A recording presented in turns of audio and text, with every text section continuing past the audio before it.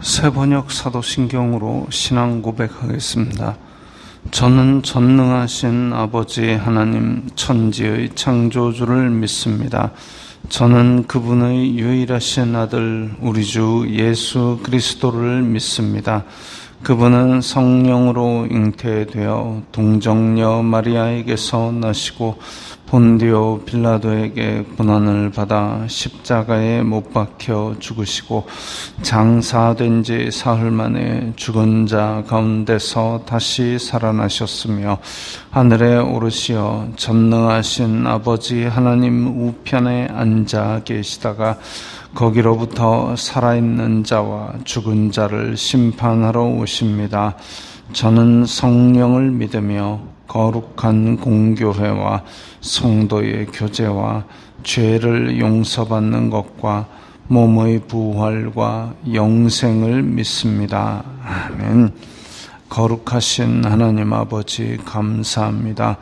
간밤에도 편히 쉬게 해주시고 새벽에 기도하는 자리에 불러주시니 감사합니다. 이 시간 저희들이 마음 중심으로 주님을 경외하게 하여 주시옵소서. 예수님 이름으로 기도드리옵나이다. 아멘. 찬송가 70장입니다.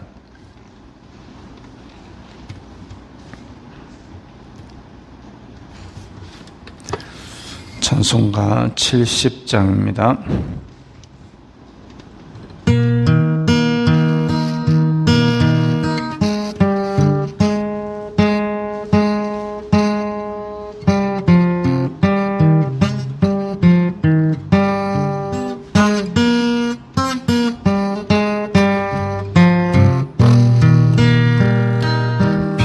피난처 있으니 환난을 당한 자 이리 오라. 땅들이 변하고 물결이 일어나 산 위에 넘치되 두렵잖네. 이방이 떠들고 나라들 모여서 진동하나. 우리 주 목소리 한 번만 바라면 천하의 모든 것 망하겠네. 만유주 하나님 우리를 도우니 피난처요. 세상의 난리를 그치게 하시니 세상의 창검이 쓸데없네. 높으신 하나님 우리를 도우니 할렐루야. 괴로움이 심하고 환난이 극하나 피난처 되시는 주 하나님. 아멘. 오늘 말씀은 예레미야 6장 1절부터 8절까지의 말씀입니다.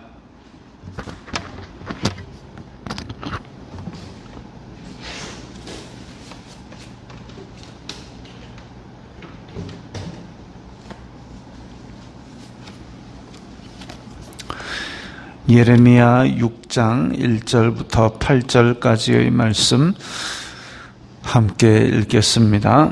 베냐민 자손들아 예루살렘 가운데로부터 피난하라. 드고아에서 나팔을 불고 벤 학게렘에서 깃발을 들라. 재앙과 큰 파멸이 북방에서 엿보아 오미니라.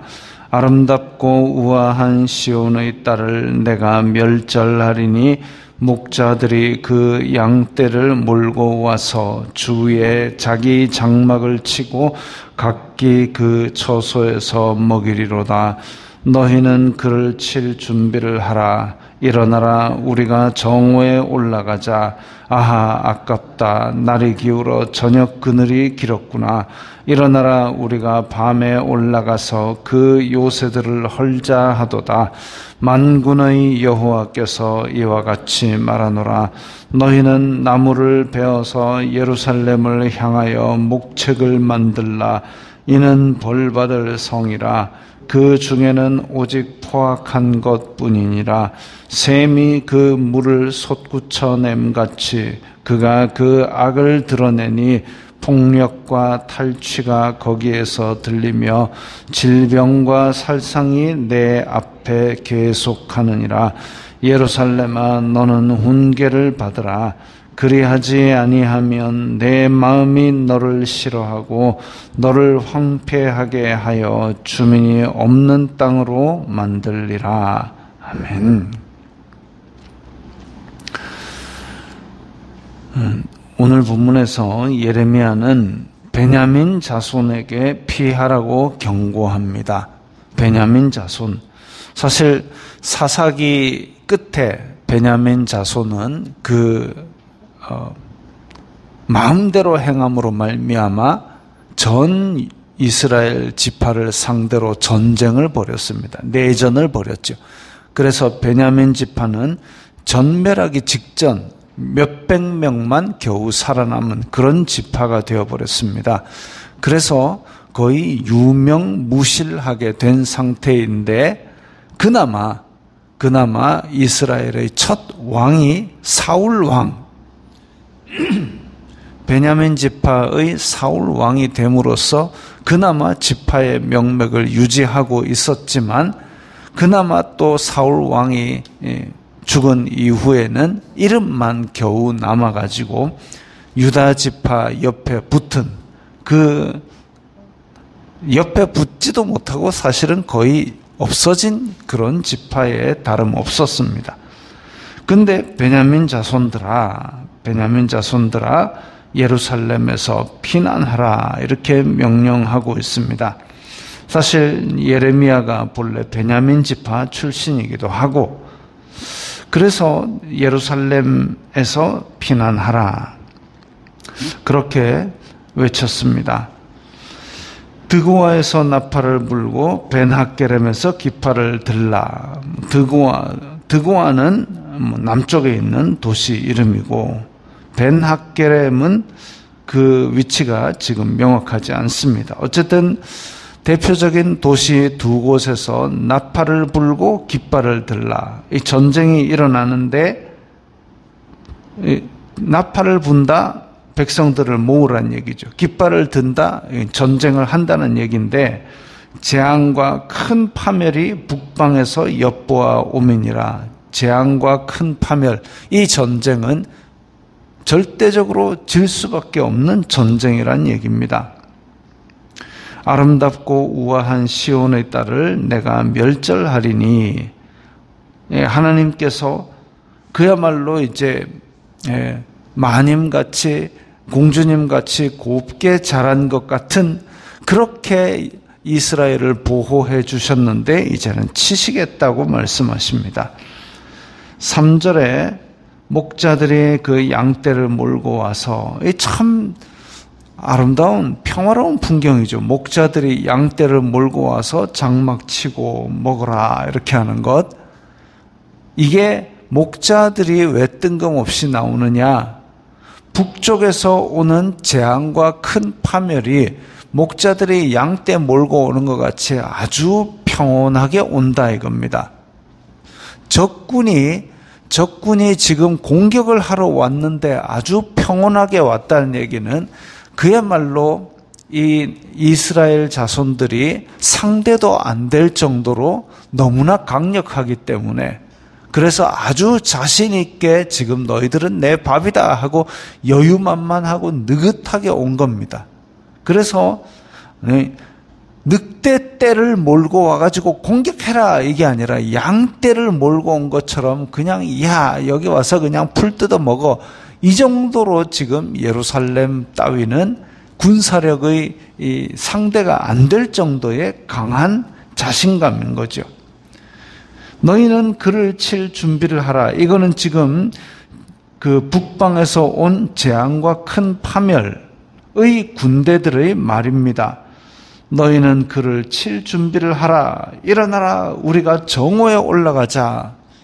아니 공격을 하려면 쫙 와가지고 진을 쫙 치고 그 다음에 아무리 자신 있어도 아침 든든히 먹고 아침부터 공격을 해가지고 저녁 되면 성에 입성을 한다. 이런 계획이어야 되는데 지금 우리가 정오에 올라가자라는 얘기는 지금 한나절밖에 안 걸린다는 얘기입니다. 정오에 올라가자. 아침 낮을 다 보내고 점심때 올라가자. 근데 그나마도 아깝다. 날이 기울어 저녁이 됐구나. 정오에 올라가는 것도 모자라서 이제 저녁이 되어버렸습니다. 그럼에도 불구하고 또 5절에 일어나라. 우리가 밤에 올라가서 요새들을 헐어버리자.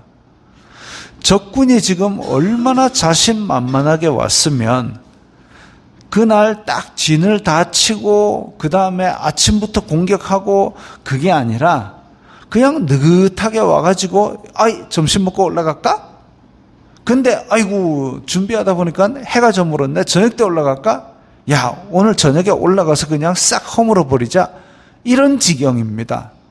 예루살렘 따위는 아무런 저항도 느낄 수 없을 정도로 자신 있게 하루 만에 아니 한나절 만에 그렇게 멸절할 수 있다는 그런 자신감을 가지고 있지요. 6절에 만군의 여호와께서 이와 같이 말하노라. 너희는 나무를 베어서 예루살렘 성을 향하여 목책을 만들라. 이제 성을 공격하는 방법은 성벽을 둘러싸가지고 아무도 못 나가게 하고 거기에서 그야말로 버티는 그 사람들을 향해서 뭐 화살이나 매일 2개씩 쏘다가 결국은 그 성에 먹을 것이 똑 떨어지면 항복하고 나오든지 아니면 두 번째로 그 성에다가 이제 불화살을 쏘거나 아니면 공성퇴라 해가지고 큰 나무 둥치를 가지고 성문을 쳐가지고 깨뜨려가지고 들어가는 방법이 있고 그 다음에 오늘 나오는 목책이 뭐냐면 이제 사다리처럼 된 높은 탑을 만들어가지고 그걸 성벽에다 들이대고 군사들이 뛰어 올라가는 그런 방법이죠. 여호와께서 너희들은 목책을 만들어라. 지금 하나님께서 적군에게 예루살렘의 적군에게 어떤 방법으로 예루살렘 성을 공격할지 알려주고 계십니다. 왜 그러느냐? 벌받을 성이기 때문에 그래서 이 자신만만하게 오는 강력한 군사들이 온 이유는 하나님의 심판을 예루살렘에 내리기 위해서입니다. 그렇기 때문에 그야말로 승리는 떼놓은 당상이죠.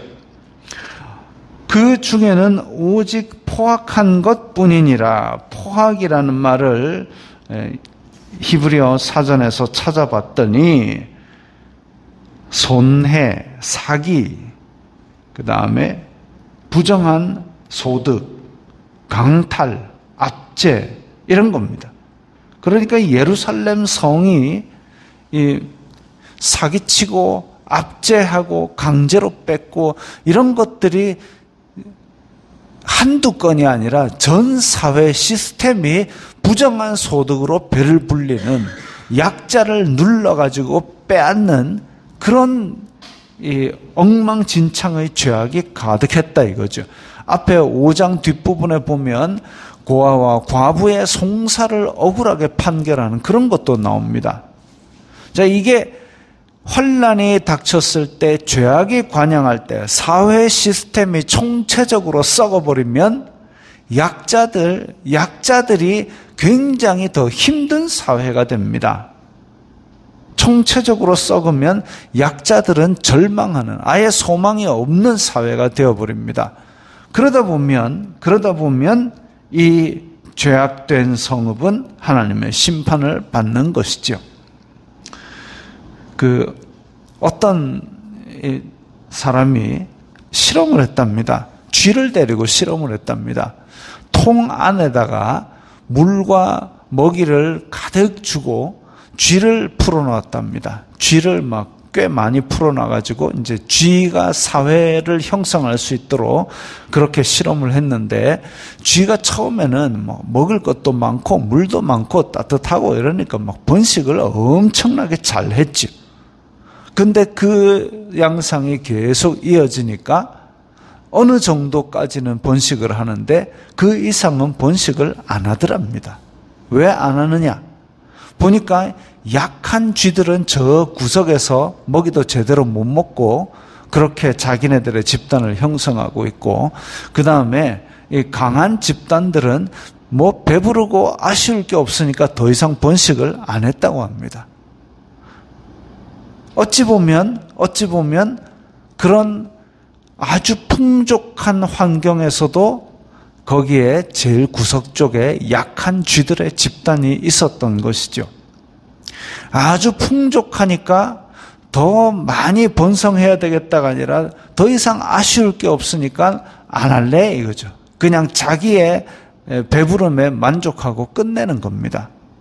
근데 이 쥐를 데리고 실험한 것인데도 불구하고 인간 사회에 던지는 그 어떤 시사점이 있죠. 지금 대한민국이 출산율 때문에 고민하고 있습니다. 저출산 때문에 고민하는 나라는 가난해갖고 먹을 것이 없는 그런 나라는 저출산 때문에 고민하는 일이 별로 없었습니다. 인류의 역사상 그랬습니다. 대한민국도 6.25 전쟁 때도 아이들을 낳고 계속 그렇게 길러왔습니다. 그런데 지금 이제 어느 정도 잘 살고 어느 정도 부자가 되어서 아쉬울 게 없는, 지금 뭐 집값이 비싸고 뭐쩌고 저쩌고 힘들다 얘기는 하지만 먹는 거 비교해 보십시오. 옛날에 뭐 먹을 게 없어가지고 소나무 껍질 벗겨 그거 벗겨 먹고 막 찢어지게 가난하던 그런 시절처럼 먹을 게 없지는 않은 거 아닙니까? 밀가루죽 끓여가지고 물 게 먹던 그 시절 없습니다. 지금 다 먹는 것도 잘 먹고 합니다. 그런데 더 큰 것을 바라니까 힘들고 더 몇십억 되는 집을 가지고 싶어 하고, 그 다음에 외제차 몇 억짜리 외제차를 몰고 싶어 하고 이러니까, 그리고 자기 휴가 때마다 해외여행 가고 싶고 그러니까 힘든 거죠. 그거 없이 그야말로 먹을 것이 없던 그런 시절 생각해 보면, 근데 그 시절에도 아이를 낳고 계속 그렇게 했거든요. 마치 그 쥐들처럼. 그런데 지금은 이제 그러지 않습니다. 그리고 그 풍성한 풍요로운 가운데도 여전히 배가 고프고 저 구석대기에서 고개를 못 들고 있는 약한 쥐의 집단이 있었던 것처럼, 지금 우리나라에서도 아주 약한 사람은 그야말로 절망하고 살고 있는 것이죠. 그 가운데 무엇이 있느냐? 부정한 소득이 있고 강탈이 있고 압제가 있습니다. 그런데 예루살렘이 그랬다. 하나님의 백성 제사장 나라 예루살렘에서 그런 부정한 소득이 있고 사기가 있고 강탈이 있다. 그것도 누구에게 강탈했느냐? 약한 사람들, 고아와 과부에게 그렇게 강탈을 했다. 약자를 짓밟았다. 그래서 7절에 보면 폭력과 탈취가 거기에서 들리며, 폭력과 탈취를 누구에게 합니까?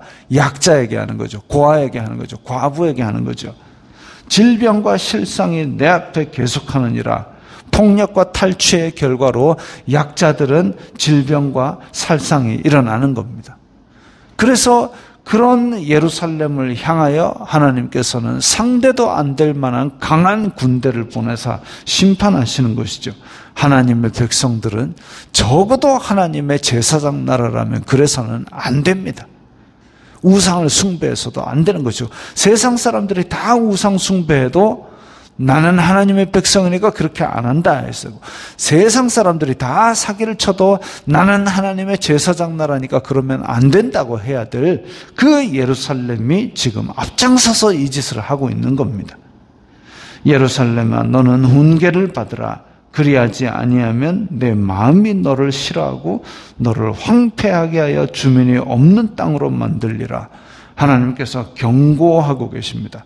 아주 심각한 경고입니다. 근데 거짓 선지자들은 복 받는다, 멸망하지 않는다, 막 하나님께서 지켜주신다, 듣기 좋은 말로 귀만 간지럽히고 있죠. 그게 아닙니다. 죄악을 찌르는 그 말씀 가운데 훈계를 받지 아니하면 하나님의 심판이 어느 날 득달같이 달려와서 이렇게 상대도 안 되는 그런 강한 힘으로 심판하게 될 것입니다. 벌받을 성 예루살렘이 그러했고 오늘날 대한민국과 한국교회에도 어쩌면 하나님께서 경고하시는 목소리인데 우리가 듣지 않고 있을 수도 있습니다. 뭘 보고 알 수 있느냐? 우리의 행실을 보면 됩니다. 우리의 행실이 약한 자를 압제하고 부정한 소득을 강탈하고 있지는 않은지, 그래서 그들이 고개를 못 들 정도로 그렇게 절망하고 있지는 않은지, 그것을 돌아보면 우리가 이 예레미야의 말씀이 우리에게 적용될지 안 될지를 알 수 있을 겁니다. 그래서 이 나라와 민족을 위해서 기도해야 되고 한국 교회를 위해서 기도해야 되고, 우리는 이 땅에서 정말 예수 그리스도께서 하신 사역대로 오직 성령이 임하시면 포로된 자를 자유케 하고 눈먼 자를 다시 보게 하는 그런 해방의 역사를 일으키도록 해야 되겠습니다. 기도하겠습니다. 거룩하신 아버지 하나님, 감사합니다. 저희들에게 말씀을 주시고 성령님 거주하게 하시니 감사합니다. 저희들 가운데에 하나님의 백성으로서, 제사장 나라로서, 왕같은 제사장으로서 이 나라와 민족을 위해서, 한국 교회를 위해서 기도하게 하시고 심판의 그 칼날이 저희들에게 닥치지 않도록 주님의 말씀 교훈을 받게 하여 주시옵소서. 예수님 이름으로 기도드리옵나이다. 아멘.